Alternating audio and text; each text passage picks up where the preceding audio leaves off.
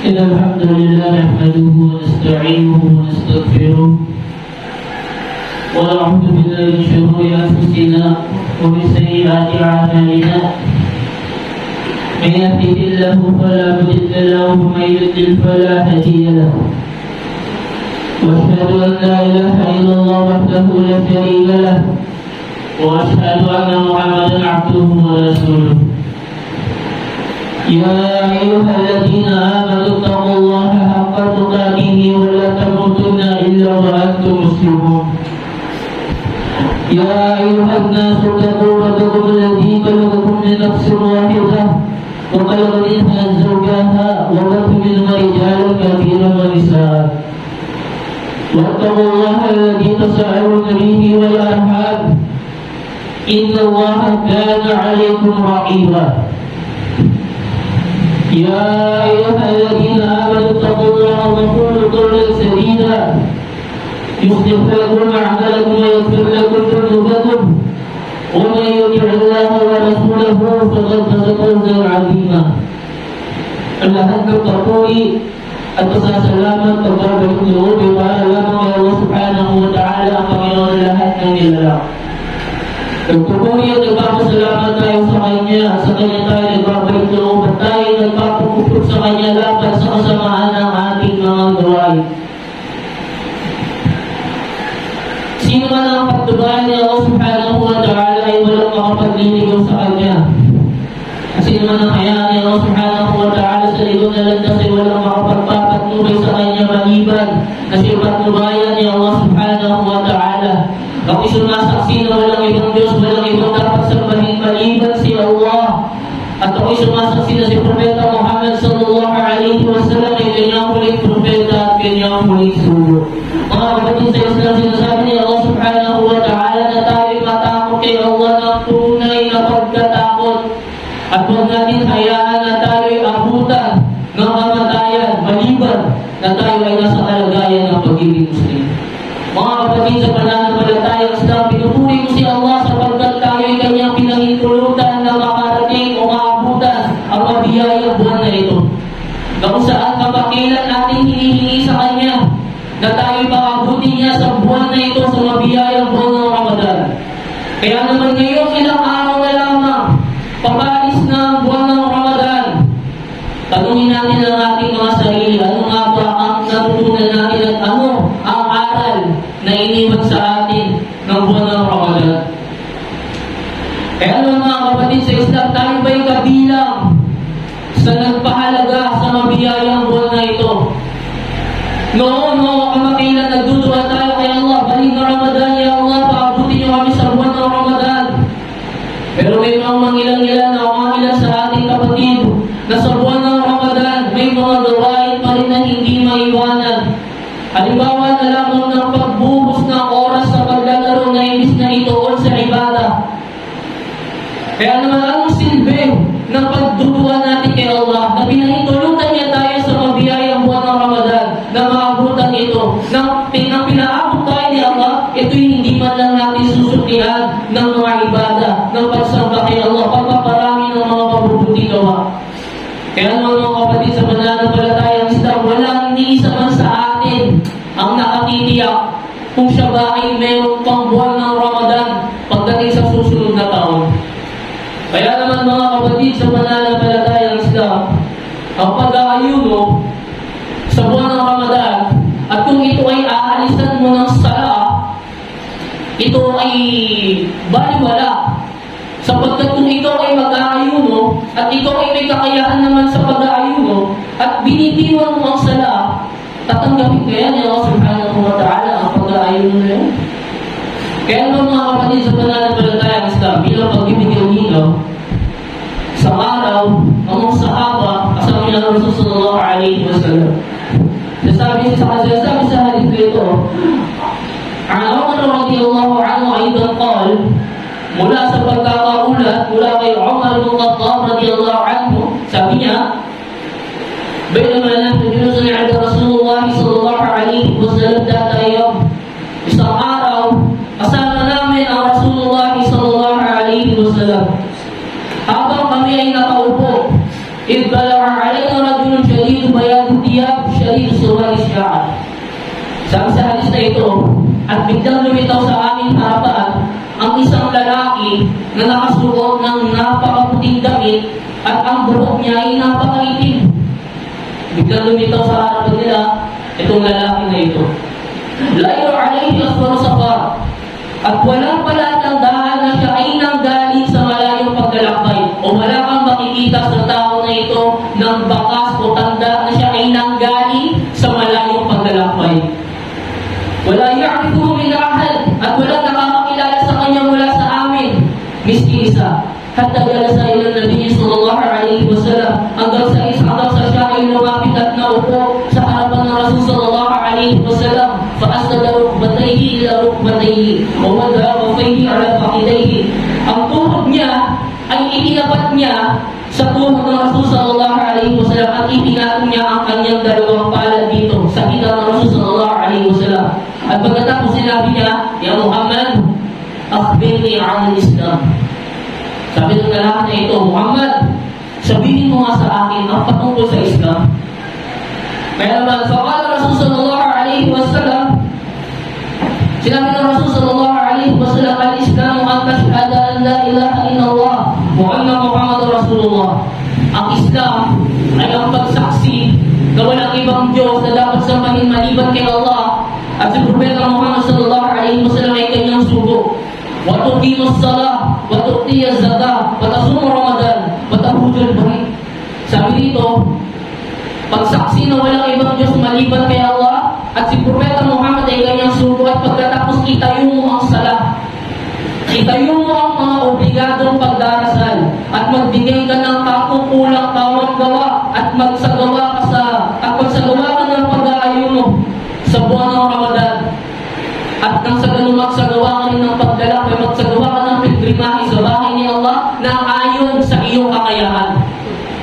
Kasi sinabi sa kanya ng lalaki na ito. Pagkatapos sinabi ng lalaki na ito, katotohanan ng sinabi mo ay totoo. Fa'ayibna lahu yas'aluhu wa yusatibuhu. Sabi niya, nagulat kami sa kanya sapagkat siya ang nagtanong, subalit siya rin ang nagpatotoo sa sagot ng Rasulullah sallallahu alaihi wasallam. Kung titignan natin mga kapatid, binigas dito ang limang haligi ng Islam. Pagkatapos mo sumaksi na walang ibang Diyos maliban kay Allah, si Muhammad ay kanyang surugo, itayo mo ang sala, pagbigay ka ng kawang gawa, katungkulang kawang gawa, pag-ayuno ka sa buwan ng Ramadan, at pagkatapos magsagawa ka ng paglalakbay sa bahay ni Allah na ayon mismo sa iyong kakayahan. Kaya naman mga kapatid, sabi ng ating mga ulama, ang pag-aayuno ng taong hindi nagsasagawa ng sala ay hindi tatanggapin o ituturing na walang saysay. Sinasabi na ang sala ay haligi sa pananampalatayang Islam, kabilang siya roon. At ang pag-aayuno rin, at kaya ang pag-aayuno ng walang sala ay inilagay tulad sa sala ng walang hulog. Ang gayong gawa ay itinatanggi at hindi tinatanggap. Kagaya na lang sinabi ni Sheikh bin Baz rahimahullah ta'ala na ang pag-aayuno ng walang sala, yun ay tinuturing na hubog o rejected, o yun ay tinatanggihan. Kaya naman mga kapatid sa pananampalatayang Islam, tayo ay nag-aayuno, nagpaparami ng pagsamba. Marapat na huwag tayong tamarin sa mga pagsamba na ginagawa natin ngayong buwan ng Ramadan. Yung mga ilan sa atin mga kapatid, buwan ng Ramadan na kung saan maghapon na tulog. Ahayaan na lang ba natin na lumipas ang mabiyayang buwan ng Ramadan na kung saan hindi natin nasumit ang mga gantimpalang nakabaloob dito? Kaya naman sinabi ng Rasul sallallahu alaihi wasallam, sa katotohanan, ang sala ay isinasagawa ng mahusay na taglay ang ganap na pag-alala kay Allah at humihingi ng kapatawaran sa Kanya. Kaya naman mga kapatid, kapag ikaw ay nagsala, hindi naman nakakahulugan na hindi mo inaalala si Allah. Dahil kaya mga magsasala, dahil mismo yung sala na yun ay utos ni Allah subhanahu wa ta'ala. Qala Allah ta'ala, innani ana Allah, la ilaha illa ana fa'budni wa aqimis salata li dhikri. Sabi ni Allah subhanahu wa ta'ala sa pananalita niya kay Musa alayhi salam, katotohanan ako si Allah, walang ibang Diyos na marapat sambahin maliban sa akin, at pagsagawa ng pagdarasal bilang pag-alala sa akin. Kaya naman mga kapatid sa pananampalatayang Islam, sinabi niya ako sa banal na Quran, at أعوذ بالله من الشيطان الرجيم أتل ما أوحي إليه من الكتاب وأقيم الصلاة إن الصلاة تنهى عن الفحشاء والمنكر ولذكر الله أكبر والله يعلم ما تصنعون. Bigkasin mo, O Muhammad, ang anumang ipinahayag sa iyo sa aklat at magsagawa ka ng pagdarasal. At ang pagdarasal ay pumipigil sa mga halayan, sa mga kahalayan at kasamaan. At katiyakan ang pag-alala kay Allah ay ito ay dakila. At si Allah subhanahu wa ta'ala ang nakababatid sa anumang ating mga ginagawa. Kaya naman mga kapatid sa pananampalatayang Islam, sa kabilang at tayo nagsasagawa ng salanan po yung taong na kusyo. Nandun yung taimtim na pagdarasal natin. Kaya naman mga kapatid sa pananampalatayang Islam, gawin nakuhaan natin ang aral ito. Kabilang sa makukuha nating aral sa buwan ng Ramadan, sa tinatawag na sala. Okay? Ang limang obligadong sala na ginagampanan natin. Ikaw ay nasa kalagitnaan ng pagtulog, kasarapan ng tulog. Pero gumigising ka ng madaling araw sa Salatul Fajr. Pinuputol mo yung napakahindi mo na pagtulog para sampahin si Allah subhanahu wa ta'ala. Diba? At pagkatapos ng mga kalagitnaan ng araw, mga bandang tanghali, puputulin mo yung trabaho na ginagawa mo. Sapagkat kailangan mo isagawa ang sa natutuon at susunod ang Salatul Asr, ang Maghrib at ang Isha. Pero mga kapatid sa pananampalatayang Islam, alam ba natin ang nakapaloob sa mga obligadong sala na ito?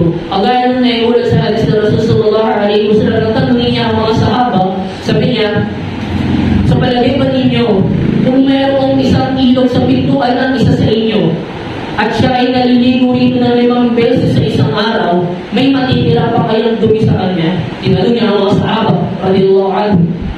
Sabi ng Rasul sallallahu alaihi wasallam, sabi ng mga sahaba, wala nang nakitira sa kanya, ya Rasulullah. Sapagkat kung papansinin natin, 5 beses ka nagbugas, naligo sa isang araw, ikaw ay napakagalisan o napakalinis na ng panlabas mo. Kaya sabi ng Rasul sallallahu alaihi wasallam, yan din ay kahalintulad ng 5 obligadong sala, ng 5 obligadong pagdarasal, na ang ilan sa ating mga kapatid napakadali lang bitiwan ang ipinag-utos ni Allah subhanahu wa ta'ala.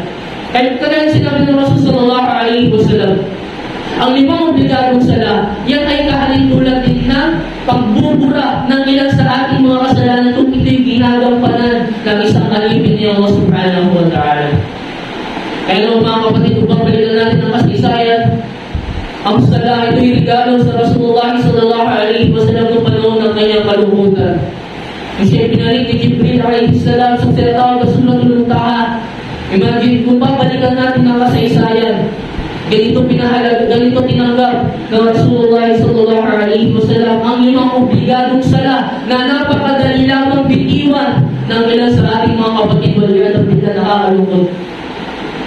Kaya ng mga kapatid, marapat na ngayong buwan ng Ramadan, kung ang isang tao ay nagbabalik loob kay Allah, nagtatawa, marapat na sanayin niya ang sarili niya kung noon ay hindi niya ginagawa ang mga ipinagpunos na ito ni Allah subhanahu wa ta'ala. Sapagkat kung siya'y mag-aayuno at hindi niya ginagawa ang mga ibada, ang sala, ang kanyang pag-aayuno ay mapapawalang bisa. Kaya naman mga kapatid sa pananampalatayang Islam, sinasabi ng Rasul sallallahu alaihi wasallam, sa buwan ng Ramadan, na ngayon pinaabot tayo sa buwan ng Ramadan, sino man ang mag-ayuno sa buwan ng Ramadan ng may pananampalataya at siya'y naghahangad ng gantimpala kay Allah subhanahu wa ta'ala, ang siya ay patatawarin siya ni Allah subhanahu wa ta'ala ang kanyang mga nakaraang kasalanan.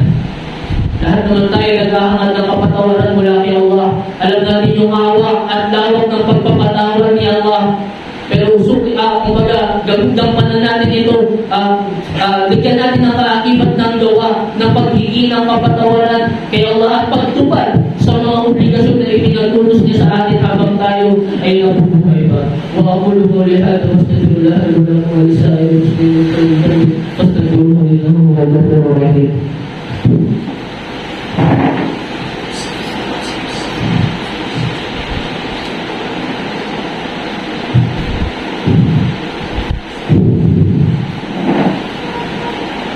الحمد لله نحمده ونستعينه ونستغفره ونعوذ بالله من شرور أنفسنا ومن سيئات أعمالنا من يهده الله فلا مضل له ومن يضلل فلا هادي له وأشهد أن لا إله إلا الله وأشهد أن محمدا عبده ورسوله.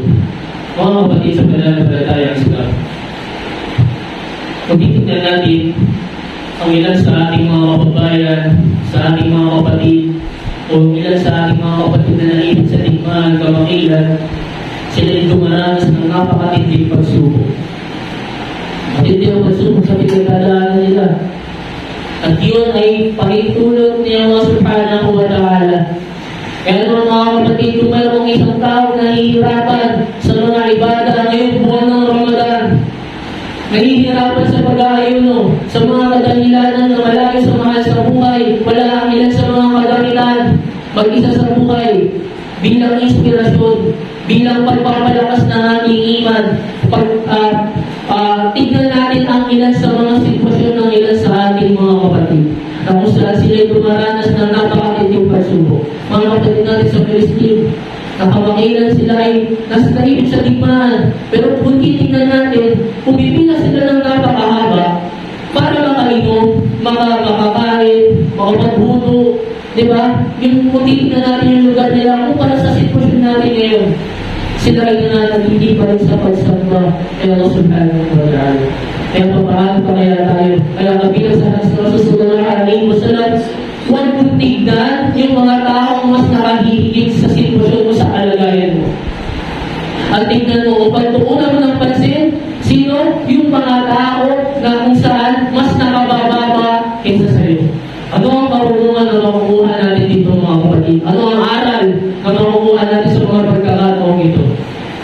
Kung titignan mo ang mga tao mas nakahihigit sa iyo, mga tao binigyan ni Allah ng biyaya na hindi mo alam kung bakit ibinigay ni Allah sa kanya, maaaring puspilin mo ang mga biyaya na binigay sa iyo ni Allah, mga pagpapala na binigay sa iyo.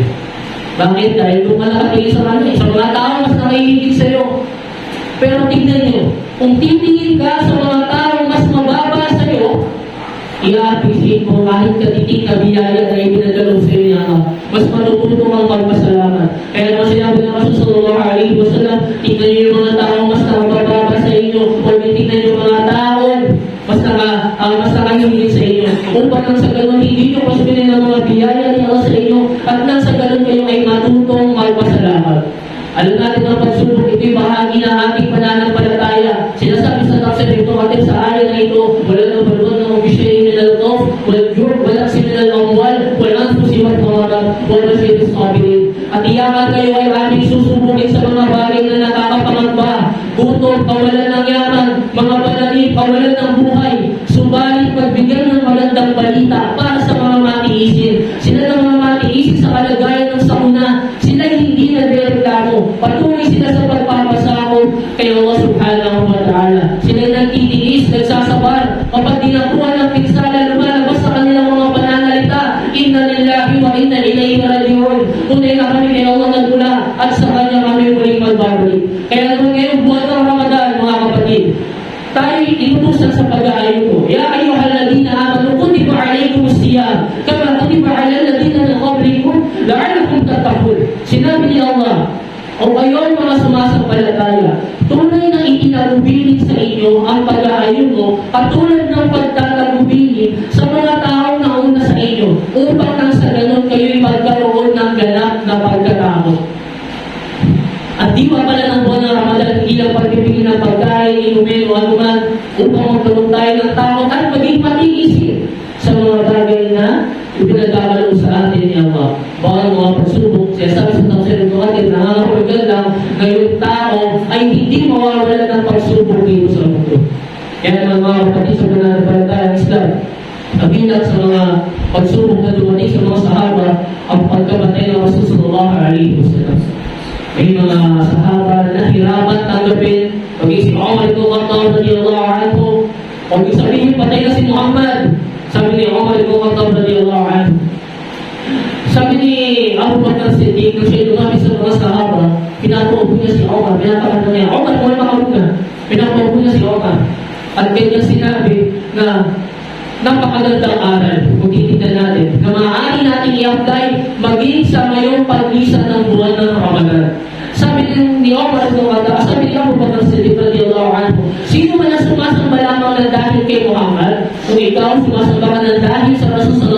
alaihi wasallam, katotohanan si Muhammad ay patay na. Yumaon na. Ngunit kung sino man ang sumasamba na dahil sa pananampalataya niya kay Allah, dahil sa pagsunod niya kay Allah, katotohanan si Allah ay palagi ang buhay at kailanman ay hindi namamatay. Allahu Akbar.